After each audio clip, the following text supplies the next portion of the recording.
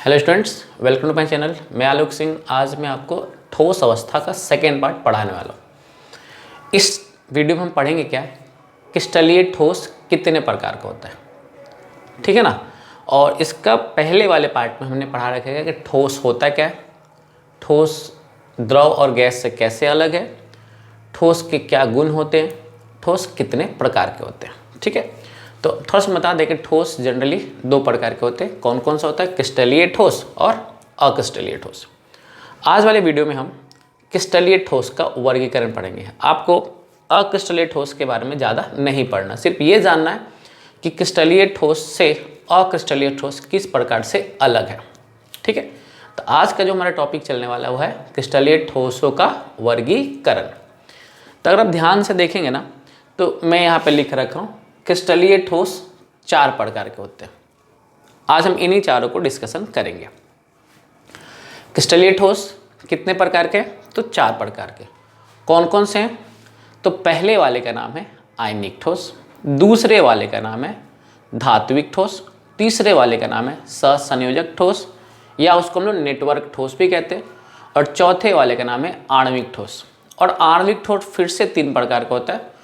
उसका पहले वाले पार्ट का नाम है अध्रुवीय आणविक ठोस, दूसरे वाले का नाम है ध्रुवीय आणविक ठोस, और तीसरे वाले का नाम है हाइड्रोजन आबंधित आणविक ठोस, ठीक है। अब इन चारों को हम एक एक करके पढ़ेंगे कि होता क्या है, ठीक है। तो आप गौर से देखिए, मैंने इधर आयनिक ठोस के बारे में कुछ लिख रखा है। देखिए, हम लिख इसलिए देते हैं ना कि टाइम हमारा भी बचे और आपका बचे। मैं लिख करके तैयार रखता हूँ कि मुझे सिर्फ पढ़ाना हो और आपको सिर्फ पढ़ना हो। लिखने से टाइम भी वेस्ट होगा, तो हम पहले लिख करके आपका टाइम बचा देते हैं। हमें मेन फोकस करना है आयनिक ठोस होता क्या है और ये बाकी से अलग कैसे है, ठीक है। एग्जाम में पूछ सकता है आयनिक ठोस क्या होता है, आयनिक ठोस के गुण क्या हो सकते हैं।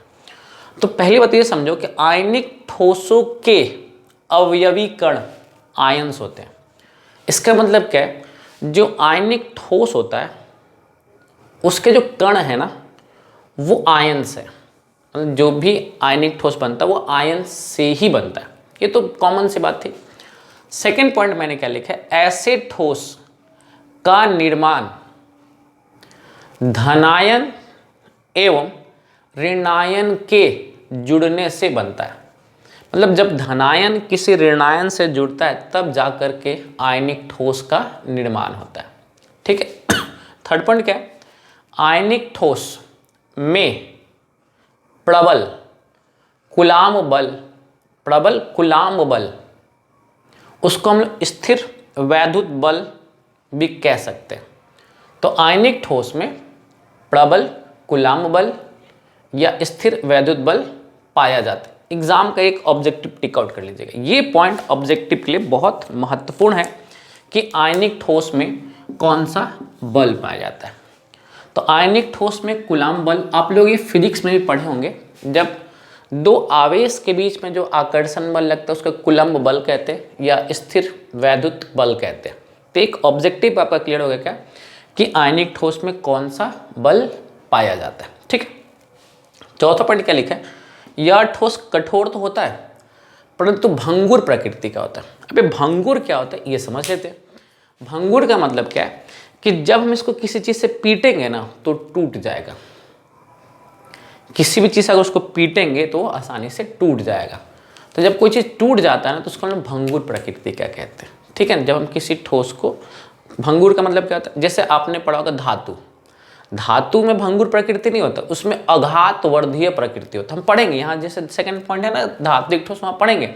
अघात वर्धीय का मतलब क्या है कि जब उसको पीटते हैं ना तो एक सीट में बदल जाता है, टूटता नहीं है। आप जैसे आप लोहे को देखेंगे, लोहे को पीटने पर टूटेंगे नहीं, फैलते चला जाएगा। लेकिन भंगुर का मतलब क्या, जब इसको पीटेंगे तो टूट जाएगा, ठीक है। तो एक एक वर्ड का मतलब समझिएगा। अब इसका गलनांक एवं कथनांक उच्च होता है। जब यार आकर्षण बल बहुत ज़्यादा है तो ये तो गारंटी है कि इसका गलनांक और कथनांक उच्च होगा, ठीक है ना। तो हमने अब 5 पॉइंट लिखा है। क्या, आयनिक ठोस के अवयवी कण क्या है बताओ, आयंस है। कौन से आयंस भाई, तो धनायन और ऋणायन। आयनिक ठोस में कौन सा बल लग रहा है, तो कुलाम्ब बल लग रहा है। अब बल प्रबल है तो उसका गलनांक और कथनांक अधिक होगा, और एक ऐसे प्रकृति का बताओ भंगुर प्रकृति का। तो यहाँ पे इतने पॉइंट में आपको एक पॉइंट ध्यान से सुनना पड़ेगा कि आयनिक ठोस में कौन सा बल पाया जाता है। अभी एक बात और पढ़ाएंगे जो ऑब्जेक्टिव के लिए इंपॉर्टेंट है, तो आप पहले इसका स्क्रीनशॉट ले लीजिए, फिर हम आगे बात करते हैं। इसका स्क्रीनशॉट ले लीजिए फटाफट। चलिए मैं इधर लिख दे रहा हूँ। इधर भी आप देख रहे हैं क्या कि ठोस क्रिस्टलीय ठोस का वर्गीकरण ये 4 प्रकार का और ये फिर से 3 प्रकार का। मैं यहाँ पे अगला पॉइंट लिख दे रहा हूँ।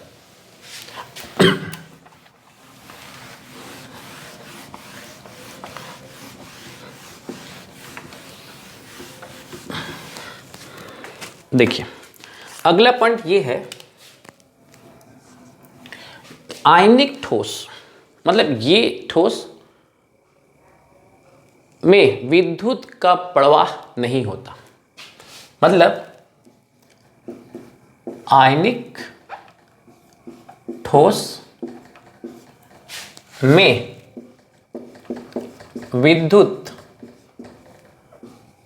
का प्रवाह नहीं होता, क्योंकि इसके आयन स्वतंत्र नहीं होते। क्योंकि इसके आयन स्वतंत्र नहीं होते। परंतु यही ठोस तरल अवस्था में विद्युत का अच्छा सुचालक हो जाता, अच्छा सुचालक हो जाता है। क्योंकि तरल अवस्था में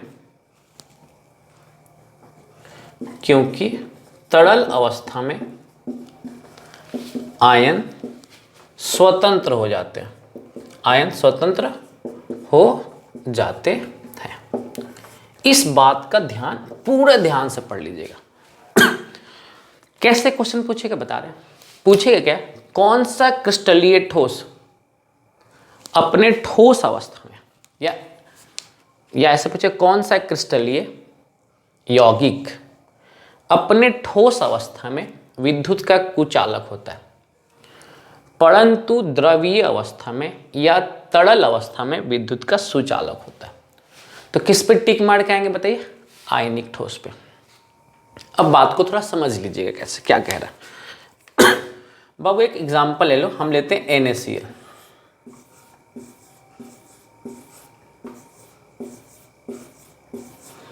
NaCl हम यहाँ पे एग्जांपल ले लेते हैं। Na plus Cl minus, Na plus Cl minus, Na plus Cl minus, Na plus Cl minus, Na plus Cl minus, Na plus Cl minus. अब डायग्राम को गौर से देख रहे होंगे ना, तो सभी आयंस एक दूसरे से बंधे हुए हैं। अगर आप थोड़ा बहुत भी इलेक्ट्रिसिटी विद्युत का नॉलेज रखेंगे, थोड़ा बहुत भी नॉलेज रखेंगे ना, तो आपको एक बात तो अच्छी तरीके से पता होगा क्या, कि विद्युत का प्रवाह करने के लिए ना 2 चीज़ों की आवश्यकता पड़ती है। क्या, स्वतंत्र इलेक्ट्रॉन और स्वतंत्र आयंस। विद्युत का प्रवाह करने के लिए स्वतंत्र इलेक्ट्रॉन चाहिए या स्वतंत्र आयंस चाहिए। ठीक है, तो यहाँ आप देख रहे हैं कि आयनिक ठोस में विद्युत का प्रवाह नहीं होता, क्योंकि इसके आयन स्वतंत्र नहीं होते, बंधे होते। क्यों? क्योंकि इसके बीच में प्रबल कूलाम्ब बल पाया जाता है। तो प्रबल बल की वजह से एक दूसरे से बंधे होते हैं। अब बंधे होने की वजह से इसका कोई आयन घूम फिर नहीं सकता है। जब घूम फिर नहीं सकता है तो विद्युत का प्रवाह नहीं होगा। परंतु यही ठोस तरल अवस्था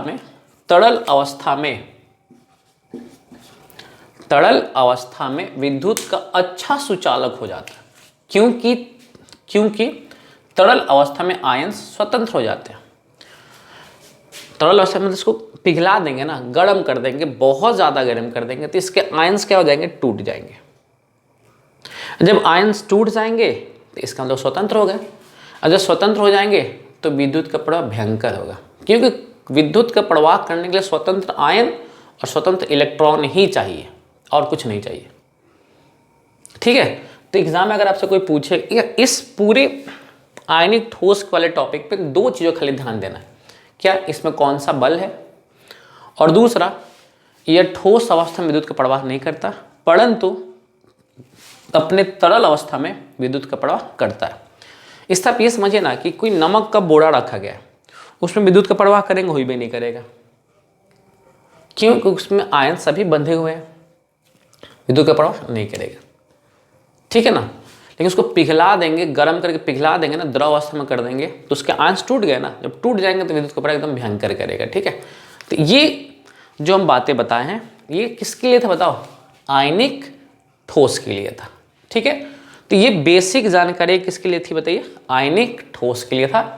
आप इसका स्क्रीनशॉट ले लीजिए, फिर हम आपको अगले अभी बताएंगे कि धात्विक ठोस क्या होता है और उसके गुण क्या होते हैं। आप इसका पहले स्क्रीनशॉट ले लीजिए। आइए अगले क्रिस्टलीय ठोस को देखते हैं। दूसरा क्रिस्टलीय ठोस कौन है, धात्विक ठोस। धात्विक ठोस को हम लोग इंग्लिश में मेटालिक सॉलिड भी कहते हैं। ठीक है, अब हम उसके गुण के बारे में पढ़ लेते हैं। वैसे तो धातु के बारे में आप 10th में ही पढ़ा होगा, 10th का एक चैप्टर था धातु और अधातु, तो वहाँ आप बहुत सारे गुण पढ़ लिए होंगे, यहाँ कुछ बातें यहाँ पे बता देते हैं। धात्विक ठोस में धात्विक बल पाया जाता है, धात्विक ठोस में धात्विक बल पाया जाता है। सेकेंड पॉइंट, धात्विक ठोस विद्युत एवं ऊष्मा का सुचालक होता है। अब आपसे एक सवाल पूछेगा, क्या ऐसा कौन सा ठोस है जो ठोस अवस्था ऐसा कौन सा क्रिस्टलीय ठोस है जो ठोस एवं तरल दोनों अवस्थाओं में विद्युत का सुचालक करता है, वो है धात्विक ठोस। ठीक है ना, ये एक खास बात क्या है, धात्विक ठोस जो है विद्युत और ऊष्मा दोनों का सुचालक होता है। अगला जो हमारा है मतलब नेक्स्ट वन, धातु अत्यधिक आघातवर्धीय एवं तने प्रकृति के होते हैं। ये क्या होता है, आघातवर्धीय को हम लोग अंग्रेजी में कहते हैं मेलिएबल, मैं इंग्लिश वर्ड यहाँ लिख देता हूँ, इसको हम लोग इंग्लिश में कहते हैं मेलिएबल, और तने को बोलते हैं डक्टाइल। इसका मतलब समझा देते हैं। आघातवर्धीय का मतलब क्या, आपको याद होगा आयनिक ठोस का तो भंगुर प्रकृति, पीटने पर टूट जा रहा था। आघातवर्धीय का मतलब कि हम इसको पीटेंगे ना तो सीट में बदलते चला जाएगा। जैसे हमने लोहा बोला ना, लोहा का जब पीटते हैं, क्योंकि लोहा इसलिए बोला ना कि लोहा हम सबके घर में होगा, पीटेंगे ना तो फैलना शुरू हो जाएगा, टूटेगा नहीं। इसलिए हम धातु कैसा था, आघातवर्धीय प्रकृति। ये समझ में आ गया। अब डक्टाइल यानी कि तने का मतलब क्या, तने का मतलब क्या है, हम धातु को तार में बदल सकते हैं। धात्विक ठोस को हम पतले तार में बदल सकते हैं, तो डक्टाइल का मतलब ये होता है। नेक्स्ट क्या लिखा है, धातुओं में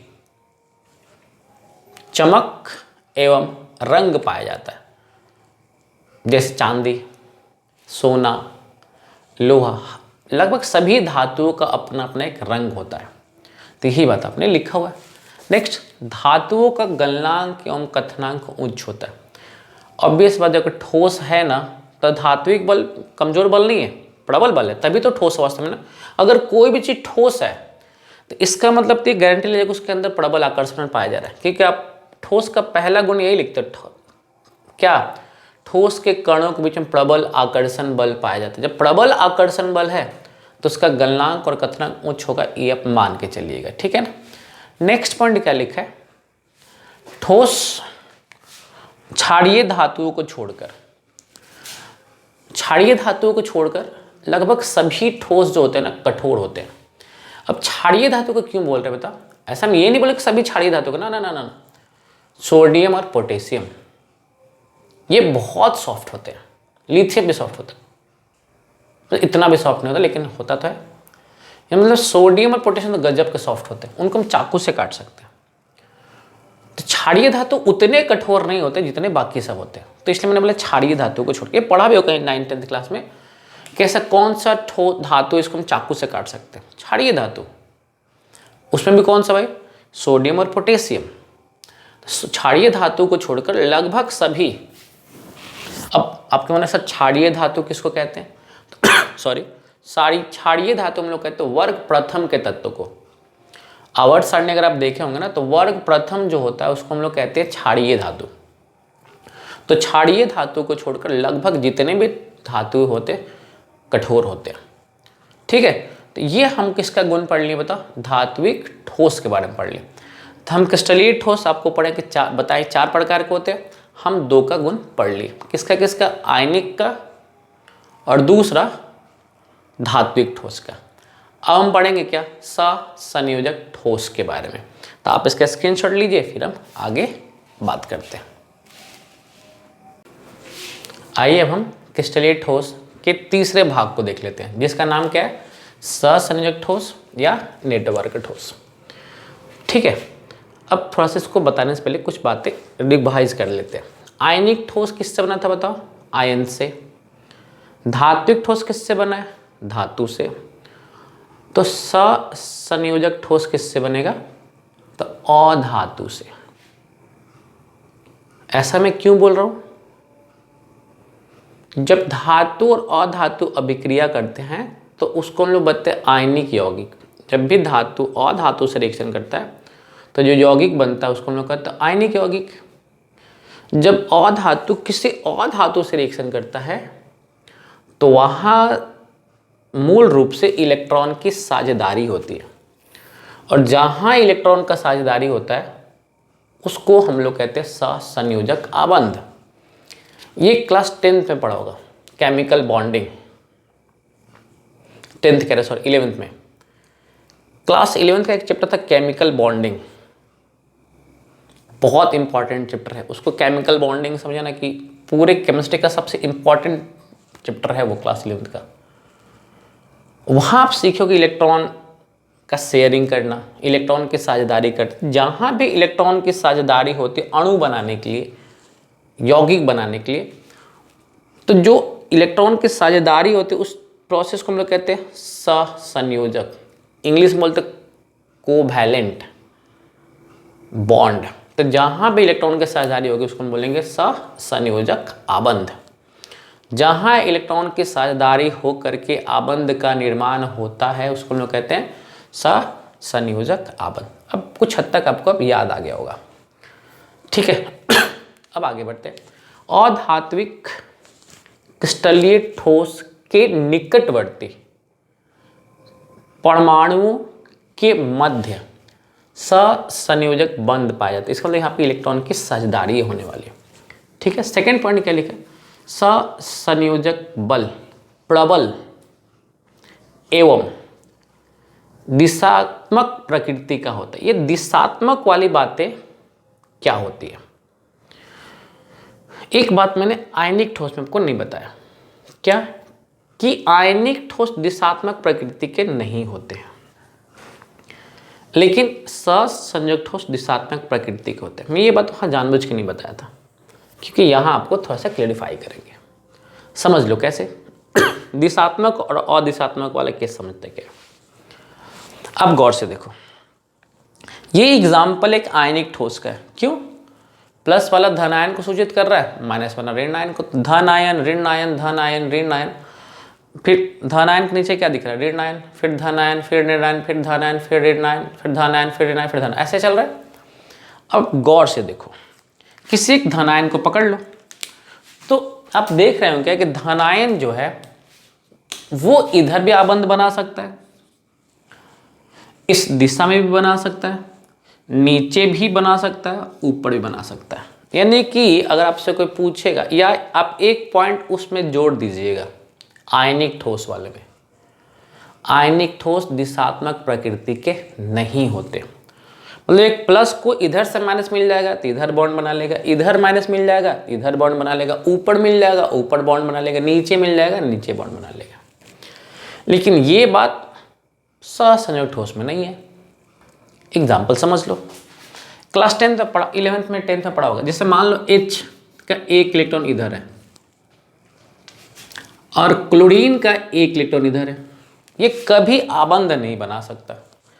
अगर इसको आबंध बनाना है तो इस इलेक्ट्रॉन को इधर लाना पड़ेगा, यानी इलेक्ट्रॉन अगर इस दिशा में है तो इधर ही आबंध बनाएगा। अच्छा देख रहे इलेक्ट्रॉन की साझेदारी हो रही है, तो जहां इलेक्ट्रॉन का साझेदारी हो जाए उसको हम बोलेंगे सहसंयोजक। अब देख रहे हो दिशात्मक प्रकृति, इधर है तो इधर ही बॉन्ड बनाएगा। नीचे के एग्जांपल देखो, हमने लिखा हीरा, ये हीरा का स्ट्रक्चर है। अब यहां देख रहे हैं कार्बन के बाहरी कक्षाओं में 4 इलेक्ट्रॉन होता है, ठीक है, कार्बन के बाहरी कक्षा में 4 इलेक्ट्रॉन होता है।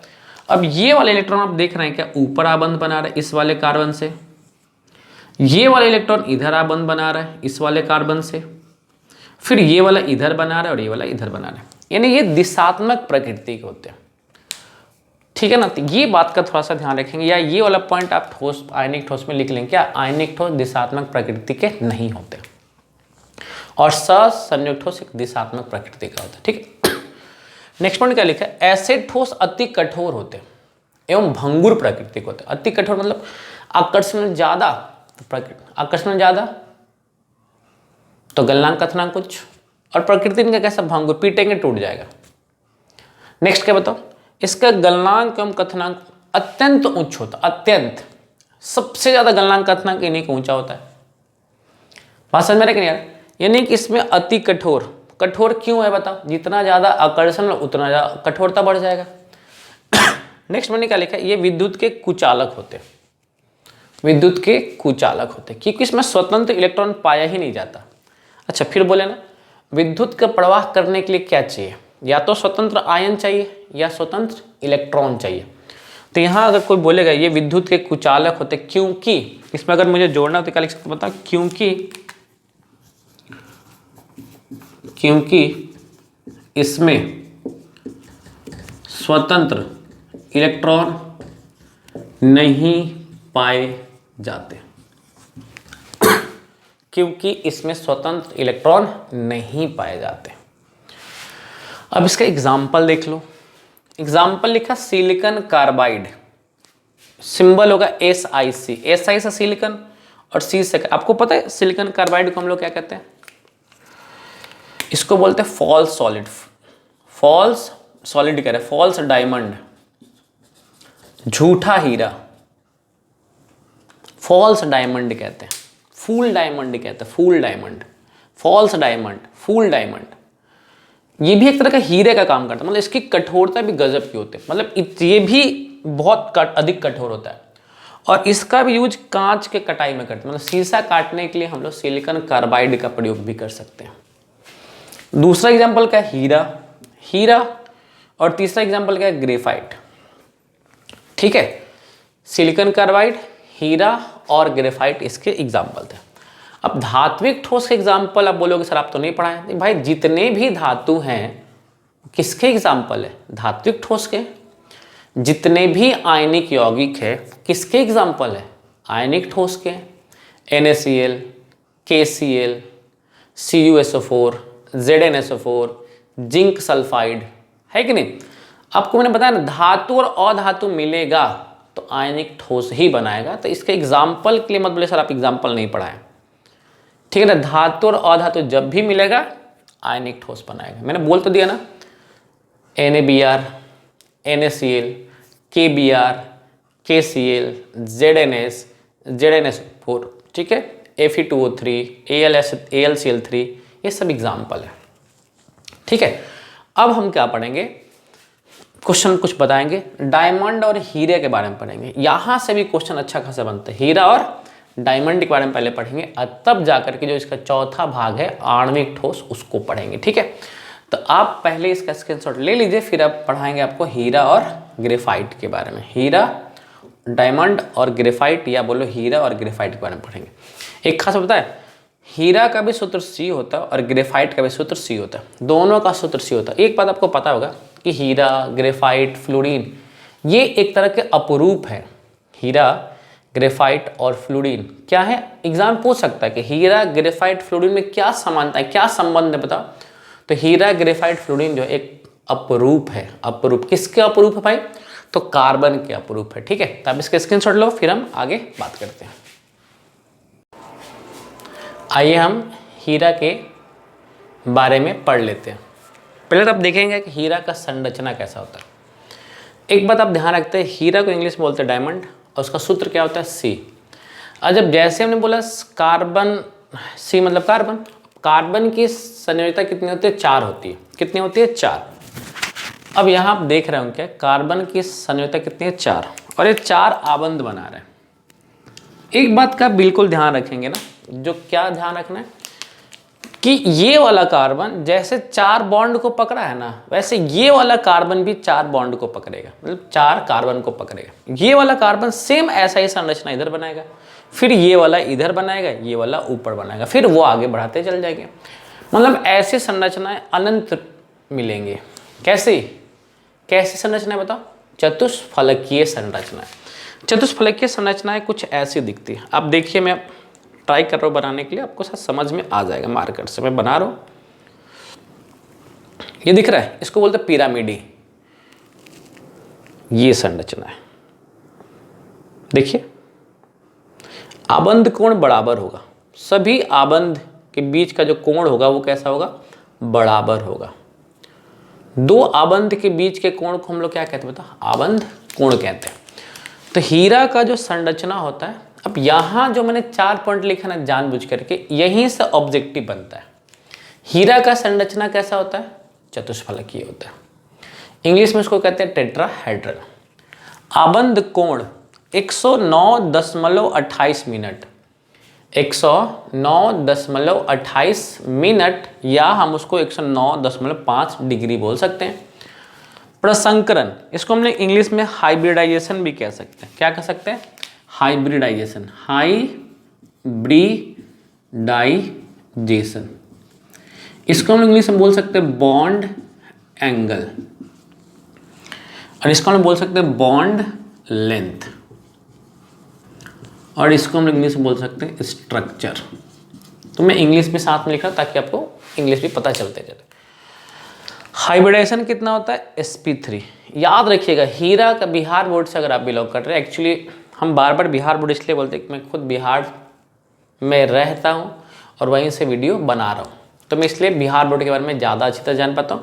वैसे मेरा प्रॉपर घर यूपी है, लेकिन हम यहाँ पढ़ाते हैं ऑफलाइन क्लासेस, तो यहाँ मुझे या इसके यहाँ के बोर्ड के बारे में थोड़ा सा ज़्यादा जानकारी है। ठीक है, अब आबंध कोण कितना हो गया? 109.5 डिग्री। आप प्रसंकरण कितना बताओ? sp3। ये याद रखिएगा ऑब्जेक्टिव के लिए। आबंध की लंबाई कितनी? 154 पिकोमीटर, 154 पिकोमीटर, या 1.54 एंगस्ट्रॉम, 1.54 एंगस्ट्रॉम। अभी एंगस्ट्रॉम और पिकोमीटर क्या होता है ध्यान दीजिएगा, थोड़ा सा हम यहाँ लिख देना अलग से कि 154 पिकोमीटर का मतलब क्या है? 154 गुणे 10 का पावर -12 मीटर, 10 का पावर -12 मीटर। वैसे ही 1.54 एंगस्ट्रॉम का मतलब क्या होता है? 1.54 गुणे 10 का पावर -10 मीटर। तो थोड़ा सा इसका भी ध्यान रखेंगे क्या हो सकता है, यहीं से ऑब्जेक्टिव बनने की संभावना ज़्यादा है। अब आगे की बात करते क्या है। अब क्लास 10th में भी पढ़ा है, 11th में भी पढ़ा है, क्या हीरा जो है विद्युत का कुचालक होता है। पढ़ा खाली है, क्यों होता है आज समझेंगे कारण। हीरा विद्युत का कुचालक इसलिए होता है कि इसके अंदर कोई स्वतंत्र इलेक्ट्रॉन नहीं होता, क्योंकि इसमें कोई स्वतंत्र इलेक्ट्रॉन नहीं होता। अब समझो कैसे। कार्बन के बाहरी कक्ष में 4 इलेक्ट्रॉन होते हैं, 1, 2, 3 और 4, और चारों के चारों आबंध बना चुके हैं। दिख रहा है क्या? जब चारों के चारों आबंध बना चुके हैं, इसका मतलब बताओ कि कोई इलेक्ट्रॉन स्वतंत्र है ही नहीं, और जब स्वतंत्र नहीं है तो विद्युत का प्रवाह नहीं कर सकता। ठीक है, अब आगे की बात समझते हैं। उष्मा का सुचालक क्यों भाई? क्योंकि इसके सभी कण पास पास होते हैं, सभी कण पास पास। ये बाबू इसको दूर मत समझिए, ठोस है ना, तो ठोस का मतलब क्या है, सभी कण एक दूसरे को क्या कर रहे होंगे बताओ, सभी कण एक दूसरे को छू रहे होंगे, सभी कण एक दूसरे को छू रहे होंगे। और जब कण एक दूसरे को छू रहे हैं ना, तो ऊष्मा का प्रवाह आसानी से हो सकता है। ठीक है, नेक्स्ट अति कठोर। सबसे अगर कोई कठोर पदार्थ है ना तो हीरा ही है, इसलिए मैंने लिखा अति कठोर। अब इसमें आकर्षण बल कौन सा बताओ, प्रबल संयोजक बल। अब आकर्षण बल जब प्रबल है तो गलनांक और कथनांक उच्च होना कौन सी बड़ी बात है। और इसकी प्रकृति कैसे होती है बताओ, भंगुर प्रकृति। अगर इसको पीटेंगे ना, बहुत जोर से पटक के मारेंगे, मतलब वैसे तो ये बहुत कठोर है, जल्दी टूटेगा नहीं, लेकिन अगर पीटेंगे खूब तो ये टूट जाएगा। भंगुर प्रकृति का होता है, पटकते रहेंगे पटकते रहेंगे पटकते रहेंगे पटकते रहेंगे तो टूट जाएगा। जैसे धातु क्या था, आघात वर्धीय था, लेकिन ये क्या होता है, टूट जाता है। तो ये भंगुर प्रकृति का होता है। ठीक है, तो हमने जो बोर्ड पे लिख रखा है वो बता रखा है, वो किसके लिए बताओ, हीरा के बारे में बता रखा है। अब हम एक दो बातें लिख तो नहीं रहे, लेकिन बता दें हीरा का प्रयोग कहाँ करते हैं, हीरा का उपयोग कहाँ करते हैं। तो हीरा का ज़्यादातर उपयोग तो गहना बनाने में करते हैं, एक तो सबको पता हो। इसका एक यूज करते हैं ड्रिलिंग में। कौन सा ड्रिलिंग बताओ, हमारे घर में जो ड्रिलिंग करने आता है वो नहीं, वो ड्रिलिंग वहाँ करते हैं जहाँ पर हमें पेट्रोलियम गैस खोजा जाता होगा। ठीक है ना, वैसे तो हम ड्रिलिंग करने के लिए, अब देखा आपके घर में कभी ड्रिलिंग घर का काम चल रहा होगा तो ड्रिलिंग करने के लिए वो जो औजार लेकर तो उसके आगे लोहा का बीट, उसको कहते हैं बीट, लोहा का बीट से हम लोग का दीवार में छेद हो जाता है। तो जब हम लोग ड्रिलिंग करते हैं ना ज़मीन के नीचे तेल के खोज में, तो लोहा से ही करते हैं। लेकिन अचानक जब कभी कोई बहुत कठोर पत्थर नीचे आ जाए, बहुत कठोर पत्थर, जहाँ जा करके आपका लोहा बार बार टूट जा रहा है, बार बार लोहा टूट जा रहा है, तो फिर हम लास्ट में क्या करते हैं, हीरा का प्रयोग करते हैं। हीरा सबसे कठोर है, वो वहाँ पर आसानी से ड्रिल कर सकता है। तो हीरा का यूज कहाँ करते हैं, तो गहना बनाने में करते हैं, और एक ड्रिलिंग में करते हैं। और कहाँ करते हैं बताओ, और एक जगह करते हैं, ऑपरेशन, मोतियाबिंद के ऑपरेशन में भी हीरा का प्रयोग करते हैं। ठीक है, तो ये कुछ बातें थी इसको लेकर के, हीरा को लेकर के। आप इसका स्क्रीनशॉट ले लीजिए। और हाँ देखिए, जो हम बोर्ड पे लिख रहे हैं ना, वही आपको फेयर में लिख देना है, एक्स्ट्रा कुछ लिखने की आवश्यकता नहीं, आपका फेयर भी कंप्लीट होता चल जाएगा। ठीक है ना, तो इसकी ये था हीरा के बारे में, आप इसका स्क्रीनशॉट लीजिए। अब हम इसके बाद पढ़ेंगे ग्रेफाइट क्या होता है, और तब पढ़ेंगे आणविक ठोस क्या होता है। अब इसका स्क्रीनशॉट ले लीजिए। आइए अब हम ग्रेफाइट के बारे में पढ़ लेते हैं। देखिए ग्रेफाइट का और हीरा का सूत्र क्या होता है, सी होता है। इसका भी सूत्र क्या होता है, सी होता है। आपसे हम पहले बता दे रहे हैं, ग्रेफाइट, हीरा और फ्लोरीन, जो कि हम पढ़ना नहीं है यहाँ पे, लेकिन इतना बता दे रहे, ग्रेफाइट, हीरा, फ्लोरीन में अगर आपसे कोई पूछता है कि इसमें संबंध क्या है, तो आप क्या बोलेंगे, ये तीनों अपरूप हैं। क्या है, अपरूप, अंग्रेजी में बोलते हैं एलोट्रॉप्स। क्या कहते हैं, एलोट्रॉप्स। हम एक एक करके पढ़ लेते हैं। हम जो बोर्ड पे संरचना बनाए हैं ना, वो बनाए हैं ग्रेफाइट का। ग्रेफाइट का संरचना ना परत जैसा होता है। जैसे ये एक संरचना ग्रेफाइट का हो गया, दूसरा ग्रेफाइट का, फिर तीसरा, फिर चौथा, फिर पांचवा, फिर छठा, उसमें परत दर परत होता है। अब हर एक परत के बीच में 340 पिकोमीटर का गैप होता है। कितने का गैप होता है, 340 पिकोमीटर का गैप होता है।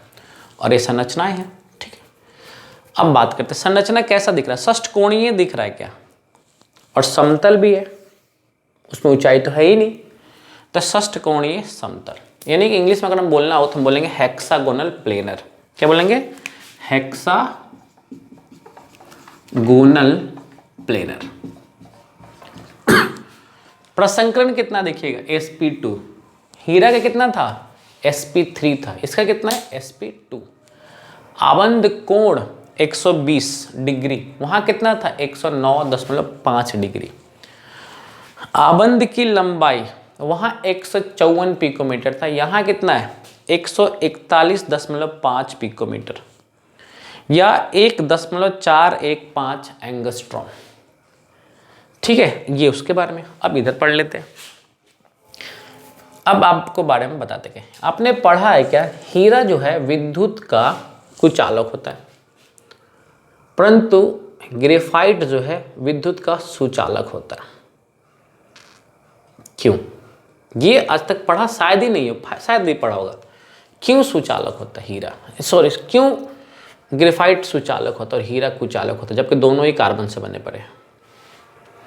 ये लास्ट में बताएंगे, पहले समझिए कि ये ऊष्मा का कुचालक क्यों होता है। उल्टा है, हीरा जो था विद्युत का कुचालक था, ऊष्मा का सुचालक था। हीरा जो है विद्युत का कुचालक था, ऊष्मा का सुचालक था। ग्रेफाइट उल्टा है, ग्रेफाइट विद्युत का सुचालक है, ऊष्मा का कुचालक। अब ये कुचालक वाला पहले समझ लेते हैं।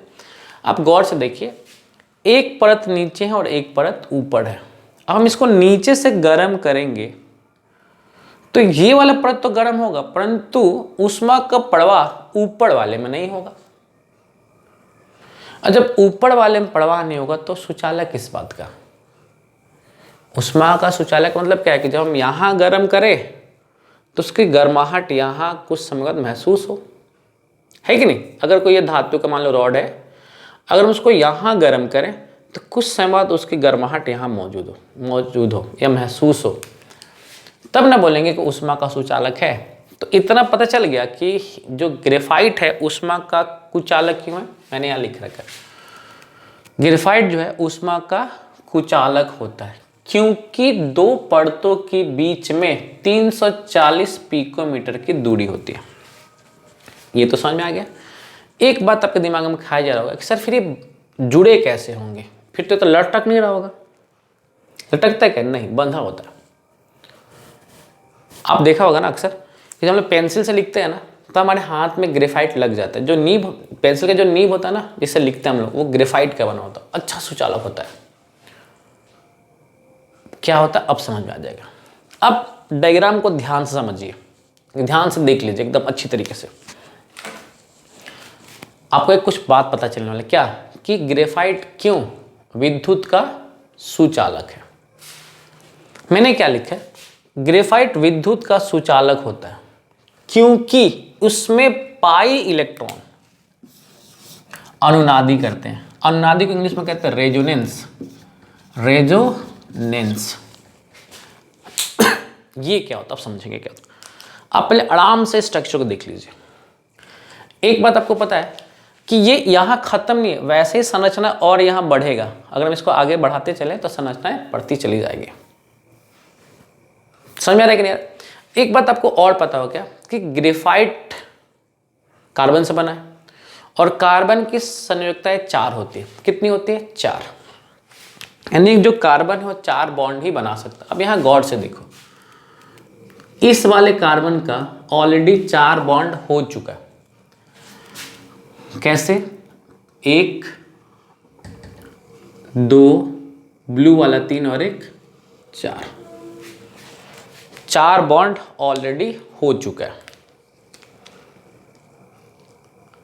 होता क्या है, अनुनाद का मतलब पाई बॉन्ड ना घुलटिया मारते रहता है, घूमते रहता है। अब एक कल्पना करिएगा कि जैसे ही पाई बॉन्ड ऐसे घूम के यहां जाएगा, मतलब कुछ ऐसा हो जाए,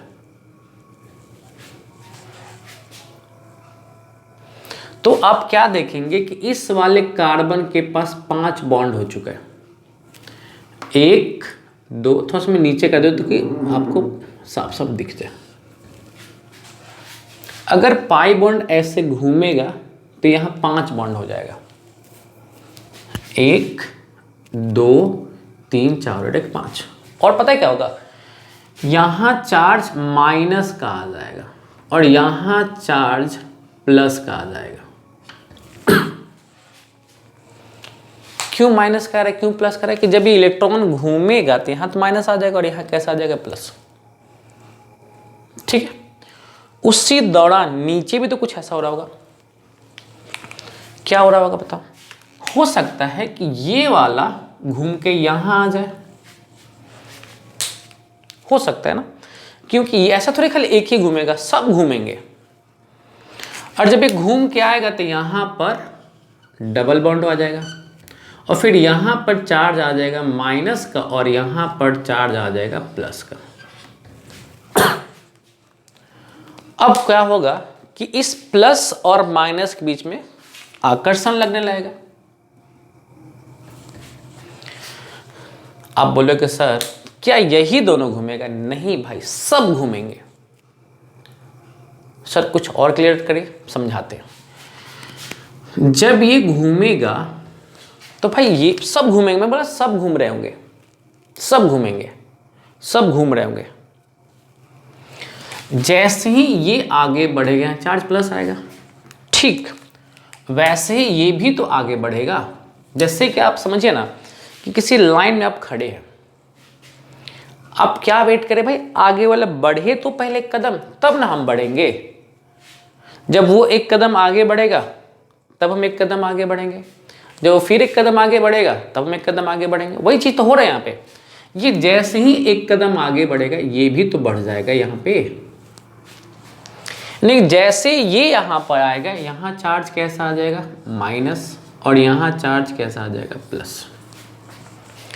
अब बात को पहले समझ, एकदम बेसिक बात खाली समझ लीजिएगा बाबू। जब ये यहां जाएगा तो इसका इलेक्ट्रॉन चला गया तो यहां प्लस चार्ज आ गया, इट मींस यहां एक इलेक्ट्रॉन कम ही हो गया। लेकिन जब ये गया तो पीछे से आ गया, लेकिन इसके जाने और इसके आने के बीच में कुछ समय बचा होगा। बात समझ पा रहे हो? मतलब जब एक कदम आगे वाला बढ़ेगा तभी ना मैं एक कदम बढ़ूंगा, लेकिन उसके आगे जाने और मेरे वहां पहुंचने तक कुछ समय तक तो खाली जगह रहेगा। खाली का मतलब क्या? जैसे ये आगे बढ़ेगा यहाँ चार्ज प्लस आ जाएगा और उसी दौरान ये पीछे से आएगा तो यहाँ माइनस हो जाएगा। अच्छा, माइनस मतलब जो इलेक्ट्रॉन आगे बढ़ा था वो इलेक्ट्रॉन की पूर्ति हो गया। ऐसा समझो ना कि जो इलेक्ट्रॉन का नुकसान हुआ था वो इलेक्ट्रॉन का पूर्ति हो गया, यानी चार्ज वहां से गायब हो जाएगा। लेकिन लेकिन लेकिन लेकिन यही तो समझना, ये छोटे से फ्रैक्शन में क्या हुआ वो समझ जाओ कि जैसे ही आगे बढ़ा हो गया यहाँ चार्ज माइनस, यहाँ कैसा आ गया? प्लस। जब तक ये आएगा तब तक तो प्लस चार्ज था, ठीक उसी समय नीचे यहां कैसा चार्ज रहा होगा बताओ? माइनस। और उसी दौरान यहां पे जो आकर्षण बल लग रहा है ना, उसी को कहते हैं वंडर वाल बल। कौन सा बल? वंडर वाल बल।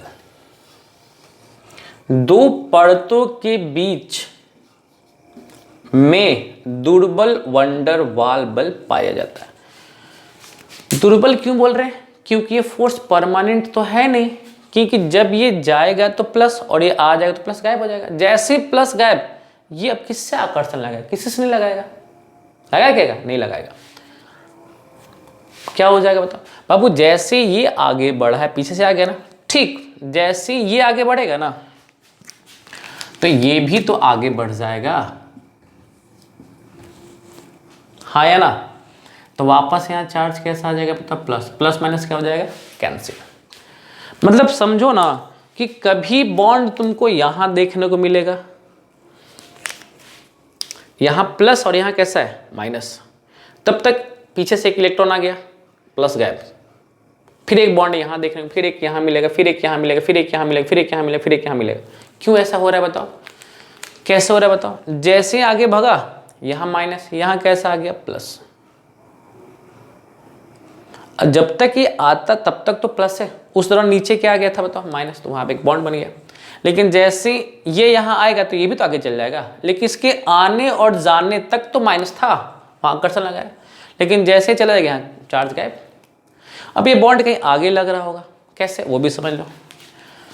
जब ये यहां आएगा, जब ये यहां आएगा तो ये भी तो आगे भगेगा, तो यहाँ चार्ज कैसा आ सकता है बताओ? प्लस। और प्लस माइनस के बीच में क्या हो सकता है? बॉन्ड लग सकता है। ठीक है, तो ये बॉन्ड ना लुका छुपी, कभी यहाँ कभी यहाँ कभी यहाँ कभी यहाँ कभी यहाँ कभी यहाँ कभी यहाँ ऐसे घूमते रहता है। तो ये फोर्स परमानेंट। इसीलिए पता है क्या होता है, जब हम लोग पेंसिल से लिखते हैं ना, खाली एक बार ऐसे रगड़ दो पेंसिल को, हमारे हाथ में देखना ग्रेफाइट लग जाता है। क्यों? जैसे हम रगड़ दिया ना, एक लेयर खा गए, उसका ग्रेफाइट का एक लेयर खा गए। तो ये जो पाइबंड घूम रहा है उसको क्या कहते हैं? रेजोनेंस कहते हैं। क्या कहते हैं? रेजोनेंस कहते हैं। उस हिंदी में उसको कहते हैं अनुनाद। बात समझ में आ रहा है कि नहीं? अच्छा, विद्युत के प्रवाह के लिए क्या चाहिए बताओ? इलेक्ट्रॉन का घूमना। विद्युत का प्रवाह कर सकता है बताओ? जब इलेक्ट्रॉन घूम सकता है। और यहाँ देखो इलेक्ट्रॉन तो घूम ही रहा है फटाफट फटाफट। क्यों? उस प्रोसेस क्या कहते हैं? अनुनाद कहते हैं। क्या कहते हैं? अनुनाद। कौन कर रहा है? पाई इलेक्ट्रॉन कह रहा है। तो आपसे अगर कोई पूछेगा ग्रेफाइट के अंदर विद्युत का प्रवाह क्यों होता है? क्योंकि उसमें पाई इलेक्ट्रॉन घूमते रहते हैं। पाई इलेक्ट्रॉन घूमते रहते हैं। ठीक है, आगे समझे संरचना कैसा है? षष्ठकोणीय समतल। प्रसंकरण कैसा है? sp2। अबंध कोण 120। अबंध की लंबाई 141.5। ग्रेफाइट पाई इलेक्ट्रॉन घूमने का दो परतों के बीच में 340 मीटर का गैप होता है, इसलिए वो कुचालक होता है। आपको पता है इसका गलनांक ऊंचा होता है। क्यों भाई, क्यों ऊंचा? और बता बाबू, गलनांक इसलिए ऊंचा है कि यार इनके बीच में तो इलेक्ट्रॉन का साझेदारी ना हो रहा है। ये कार्बन एक दूसरे के साथ क्या कर रहे हैं? इलेक्ट्रॉन की साझेदारी ही तो कर रहे हैं ना। अरे भले ऊपर वाले के साथ वनडरवाल बन के अभ्यास कर रहा है, लेकिन ये खुद में क्या कर रहे हैं बताओ? खुद में कौन सा बल है बताओ? खुद में कौन सा बल है बताओ? सहसंयोजक बल। और ये तो बड़ा बल होता है। आपको पता है इसका गलनांक कितना होता है? लगभग 3600 डिग्री सेल्सियस। इसका जो गलनांक है, इसका गलनांक मेल्टिंग पॉइंट, जिसको हम लोग गलनांक कहते हैं, लगभग 3600 डिग्री सेल्सियस है। 3600 डिग्री सेल्सियस। और इसका क्वथनांक बॉइलिंग पॉइंट लगभग 4700 डिग्री सेल्सियस है। इतना ज्यादा है। ठीक है, तो ये कुछ प्रॉपर्टीज थी किसके लिए बताओ? ग्रेफाइट के लिए। बहुत अच्छा था, इसको आप कर लीजिएगा। फिर उम्मीद करते हैं आपकी बात समझ में आ गया होगा कि पाई बॉन्ड घूम रहा है तो बॉन्ड भी घूमे जा रहा है, कभी यहाँ कभी वहाँ कभी यहाँ कभी वहाँ। इसलिए बॉन्ड परमानेंट नहीं। जब परमानेंट बॉन्ड नहीं तो कैसा बॉन्ड है बताओ? वंडरवाल बल है। ठीक है, तो ये ग्रेफाइट क्या क्या हम लोग पढ़ लिए बताओ? आयनिक ठोस हो गया, धात्विक ठोस हो गया, सहसंयोजक ठोस हो गया। अब हमारा एक टॉपिक खाली बच गया, कौन सा? आणविक ठोस। उसको भी हम फटाफट खत्म करके वीडियो को समाप्त करते हैं। इसका आप स्क्रीनशॉट लीजिए फटाफट। आइए क्रिस्टलेट ठोस का आखिरी भाग देख लेते हैं, जिसको हम लोग कहते हैं आणविक ठोस। आणविक ठोस कितने प्रकार का होता है? तो 3 प्रकार के होते हैं। कौन कौन से भाई? तो अध्रुवीय आणविक ठोस, ध्रुवीय आणविक ठोस और हाइड्रोजन आबंधित आणविक ठोस। देखिए सिंपल से बात समझेंगे। अध्रुवीय आणविक ठोस, ध्रुवीय आणविक ठोस और हाइड्रोजन आबंधित आणविक ठोस में अंतर क्या है? एक सिंपल बात हम बता दें जो यहाँ लिखा हुआ नहीं है। जो भी स्टूडेंट्स डाइपोल मोमेंट के बारे में पढ़ा होगा, द्विध्रुव आघूर्ण के बारे में पढ़ा होगा, द्विध्रुव आघूर्ण के बारे में पढ़ा होगा, क्लास 11th केमिकल बॉन्डिंग पढ़ा होगा, जो जिसका भी डाइपोल मोमेंट, जिस अणु का डाइपोल मोमेंट 0 होता है, मैं यहाँ बोल रहा हूँ किसकी बात कर रहा हूँ? Dipole moment. इसको इंडिकेट म्यू से कहते हैं। हिंदी में कहते हैं डाई मतलब द्वि, ध्रुव आघूर्ण, द्विध्रुव आघूर्ण। अध्रुवीय यौगिक का द्विध्रुव आघूर्ण 0 होता है। तो जिस यौगिक का द्विध्रुव आघूर्ण 0 होता है, आप आंख बंद करके बोल देंगे कि वो अध्रुवीय यौगिक है, आंख बंद करके। अब मैं इसके बीच में डीपली नहीं जाऊंगा, खाली इतना बता दूं कि जिस यौगिक का द्विध्रुव आघूर्ण 0 होता है वो अध्रुवीय ठोस है और ये बहुत मुलायम होते हैं। तो इसके अंतर्गत वे ठोस आते हैं जो परमाणु हो या समांगी अणु हो। समांगी अणु जैसे कि हीलियम, नियोन, ये 2 ऐसे हैं जो परमाणु अवस्था में पाए जाते हैं। समांगी अणु का मतलब क्या है? Cl2, H2, O2, N2, etc. और भी हो सकते हैं। समांगी क्या लिखेंगे? समांगी एवं विषमांगी कर सकते हैं। विषमांगी। अब विषमांगी में क्या आ सकते हैं बताओ? CO2। CO2 एक अध्रुवीय यौगिक है। CO2 एक अध्रुवीय यौगिक है।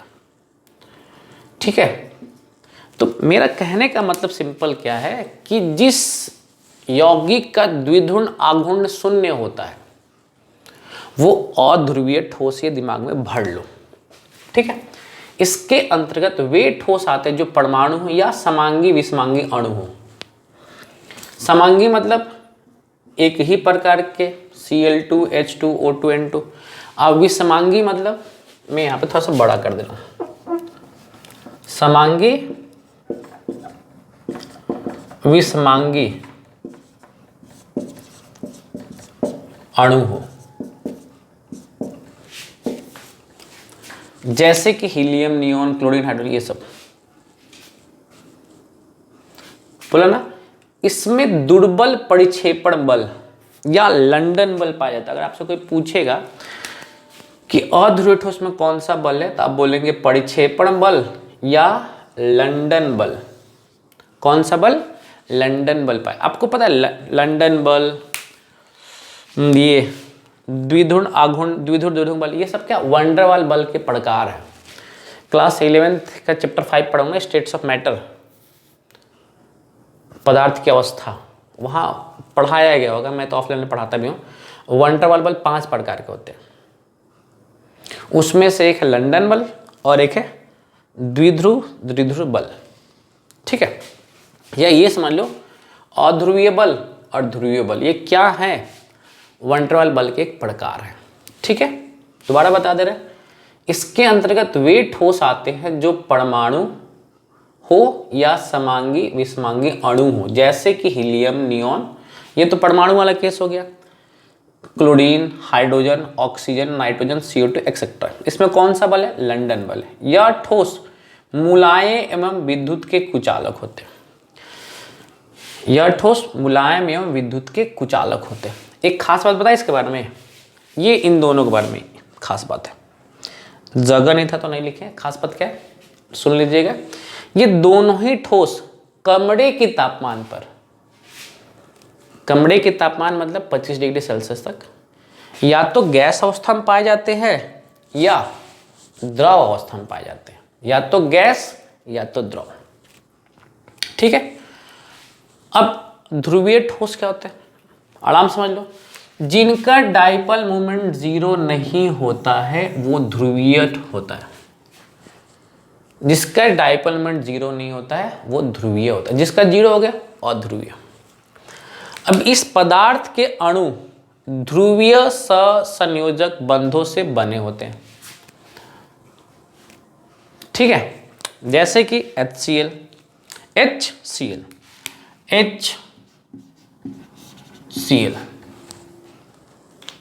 ठीक है, SO2, HBr, CO। अब जिनको ध्रुवीय क्या नाम है डाइपोल मोमेंट नहीं पता तो 11th में जाकर पढ़ेंगे, बस इतना ध्यान रखें कि इस पदार्थ के अणु ध्रुवीय सहसंयोजक बल, ये बताएं थोड़ा सा क्या होता है। अब क्या करें, बताना पड़ रहा है। म्यू बराबर होता है Q इंटू डी होता है। Q यहाँ पे क्या बताओ? आवेश, और D क्या है? दूरी। मुझे एक बात बताओ, Cl और O में विद्युत ऋणात्मक कौन है? मतलब इलेक्ट्रॉन खींचने की ताकत कौन रखता है? तो क्लोरीन रखता है। तो इस पे आवेश आएगा माइनस का और इस पे आवेश आएगा प्लस का, ठीक है। अच्छा, इसका मतलब क्या है कि इन दोनों में से किसी का भी Q का मान 0 नहीं होगा। अरे भाई, जब इलेक्ट्रॉन छीन रहा है तो इस पर माइनस आएगा, इस पर कैसा आएगा? प्लस आएगा। 0 तो पक्का नहीं होगा। अब खास बात, जब ये इसको खींच रहा है तो ये क्लोरीन हाइड्रोजन खींचा, तो क्लोरीन की तरफ कौन आने लगेगा बताओ? हाइड्रोजन। तो इसका मतलब D में भी कुछ ना कुछ बदलाव होने वाला है, यानी कि D भी 0 नहीं होगा। और जब D 0 नहीं होगा, Q 0 नहीं होगा, तो म्यू भी 0 तुम्हारा नहीं होगा। तो जिसका म्यू 0 नहीं होता उसको हम क्या कहते हैं? ध्रुवीय ठोस कहते हैं। यहाँ एग्जाम्पल देख लो, जैसे आप बात करोगे, क्या बता क्लोरीन से इलेक्ट्रॉन छीन सकता है? कभी नहीं छीनेगा। पता छीन सकता है तो जब नहीं छीनेगा तो Q का मान कितना हो गया? 0। और जब 0 हो गया तभी आपको पता है ना म्यू बराबर क्या होता है? Q into D. एक भी चीज अगर 0 होगा तो म्यू का मान क्या हो जाएगा? 0 हो जाएगा। सर CO2 वाले कैसे समझाएगा? हाँ, CO2 भी समझा सकते हैं। कैसे समझा सकते हैं? इसको मैं थोड़ा सा मिटा दे रहा हूं यहाँ से। CO2 का संरचना ऐसा होता है, जिनको CO2 का संरचना नहीं पता वो समझ जाएंगे। तो जितने बल से इधर से ऑक्सीजन छीनेगा कार्बन को, उतने ही बल से इधर भी तो छीन रहा है। तो क्या कार्बन अपनी जगह से हिल डुल सकता है? ना ये इधर आ सकता है ना ये इधर आ सकता है। फिजिक्स में पढ़ा होगा वेक्टर, जितने बल से इधर खिंचाव हो रहा है उतने ही बल से इधर खिंचाव हो रहा है। इसका मतलब डी यहाँ कैसा हो जाएगा? 0। और जब डी 0 हो गया तो म्यू 0 हो गया। अब म्यू 0 हो गया तो अध्रुवीय ठोस हो गया। ठीक है, कोई दिक्कत नहीं है। तो इस पदार्थ के अणुओं में ध्रुवीय, अच्छा सहसंयोजक क्यों बोल रहे बताओ? क्योंकि इलेक्ट्रॉन की साझेदारी हो रही है। बताओ यहाँ इलेक्ट्रॉन का आप सबको पता होगा कि क्लोरीन के बाहरी कक्षा में 7 इलेक्ट्रॉन होता है। कितना होता है? 7। और ये अपना अष्टक पूरा करने के लिए क्लोरीन के साथ साझेदारी कर। और जब साझेदारी का शब्द आ गया ना तो उसको हम क्या बोलेंगे? सहसंयोजक बोलेंगे। और ध्रुवीय क्यों बोल रहे हैं?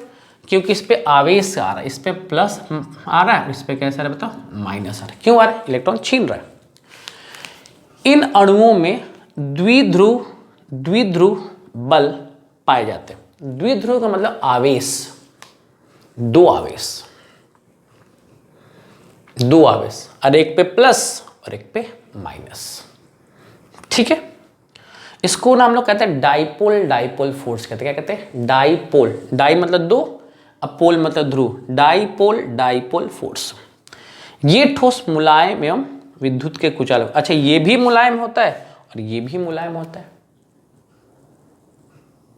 परंतु जो ध्रुवीय बल है ना, ध्रुवीय बल, ये थोड़ा सा प्रबल होता है। कौन सा बल?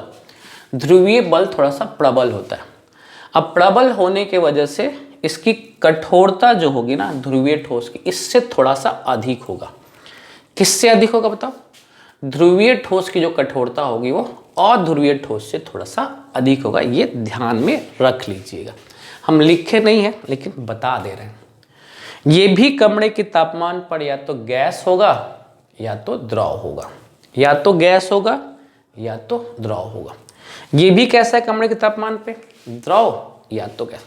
अगर हम बोलेंगे इन तीनों में सबसे मुलायम कौन है तो यही है, क्योंकि सबसे दुर्बल बल यहीं पाया जा रहा है। इससे प्रबल इसमें है। ये भी एक प्रकार का वंडरवाल बल है, लेकिन वंडरवाल बल से प्रबल होता है हाइड्रोजन बल। कौन सा बल? हाइड्रोजन बल। अब एक बात का ध्यान रखिएगा, हाइड्रोजन बल कहाँ लगता है? जब फ्लोरीन, ऑक्सीजन और नाइट्रोजन हाइड्रोजन के साथ कोई आबंध बनाए। तो ऐसे ठोस के अणुओं में कैसे भाई?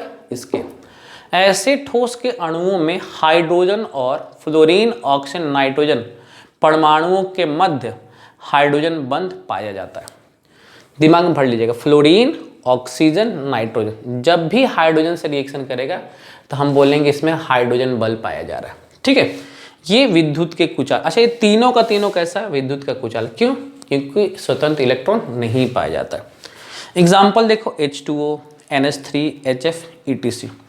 कमरे के ताप पर ये द्रव या मुलायम ठोस होते हैं। ये कमरे के तापमान पे क्या बताओ? द्रव या मुलायम ठोस। ये दोनों बताओ कमरे के तापमान पे क्या है? द्रव या गैस होते हैं। ठीक है, तो ये सभी बातें मैंने बता रखा है। किसके लिए बताओ? आणविक ठोस के लिए। अगर एग्जाम पूछेगा, बिहार बोर्ड में पूछा भी था एक बार, CO2 कैसा ठोस है, तो हम बोलेंगे आणविक ठोस है। कैसा ठोस है? आणविक। अगर ये पूछता CO2 किस प्रकार का आणविक ठोस है, तो अध्रुवीय। ठीक है ना। NH3 किस प्रकार का ठोस है? हाइड्रोजन आबंधित। H2O किस प्रकार का है? हाइड्रोजन आबंधित। HF किस प्रकार का? हाइड्रोजन आबंधित। ठीक है ना।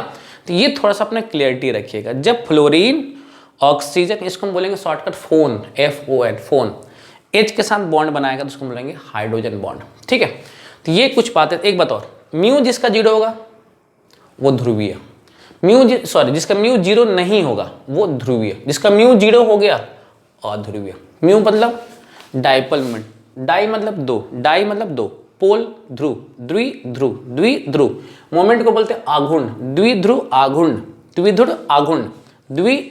आघूर्ण। किसको इंडिकेट करते हैं? म्यू से। अगर इसका मान 0 हो गया, और ये होता है कि म्यू बराबर Q इंटू ड्यू, अगर कोई भी एक मान 0, Q या D में से कोई भी एक 0 हो गया ना, तो वो पूरा 0 हो जाएगा। और जिसका 0 होता है वो अध्रुवीय, जिसका 0 नहीं होता वो ध्रुवीय। ठीक है, ये बेसिक बातें थी। अब आज हम चैप्टर खत्म हो गया, मतलब सॉरी, ये वीडियो का आखिरी टॉपिक है। आपसे मैं स्टार्टिंग में बताया था कि आज हम जो पढ़ेंगे क्रिस्टलीय ठोस का वर्गीकरण पढ़ेंगे। कितने प्रकार के थे? 4। आयनिक, धात्विक, सहसंयोजक, उसमें 2 पढ़ लिया हमने, ग्रेफाइट और हीरा। और ये लास्ट क्या था? आणविक ठोस। कितने प्रकार के बताओ? 3। ध्रुवीय ठोस, अध्रुवीय ठोस और हाइड्रोजन बंधित ठोस। इन तीनों में सबसे मुलायम ये, इन तीनों में सबसे दुर्बल बल कहाँ पे? इसमें। भाई जहाँ दुर्बल बल पाया जाएगा वही मुलायमपन होगा, है कि नहीं? तो ये दोनों कमरे के तापमान पर क्या थे? गैसीय अवस्था या द्रव्य अवस्था में पाए जाते। ये द्रव या ठोस अवस्था में पाए जाते हैं। ठीक है, उम्मीद करते हैं आपको जितना टॉपिक आज हम पढ़ाएं यानी कि क्रिस्टलीय ठोस का वर्गीकरण आपको पूरा समझ में आया होगा। ठीक है, चलिए कल वाले वीडियो में हम मिलेंगे किस पे? क्रिस्टलीय ठोस का प्रकार पढ़ा दिया। कल हम पढ़ेंगे क्या? एकक कोष्टिका, क्रिस्टलीय जालक या क्रिस्टल के मूल तंत्र के बारे में जानेंगे। ठीक है, तो एक बात आपको बता दें, ठोस 2 प्रकार के, क्रिस्टलीय और अक्रिस्टलीय ठोस। अब क्रिस्टलीय ठोस 4 प्रकार के जो कि हम पढ़ लिए। तो कल वाले क्लास में पढ़ेंगे क्रिस्टल के मूल तंत्र क्या है, क्रिस्टलीय जालक के बारे में पढ़ेंगे और एकक कोष्टिका के बारे में पढ़ेंगे। ठीक है, तो चलिए वीडियो अच्छा लगा होगा तो लाइक, सब्सक्राइब एंड शेयर करना मत भूलिएगा। बेस्ट ऑफ लक, मिलते हैं नेक्स्ट वीडियो में। Bye bye.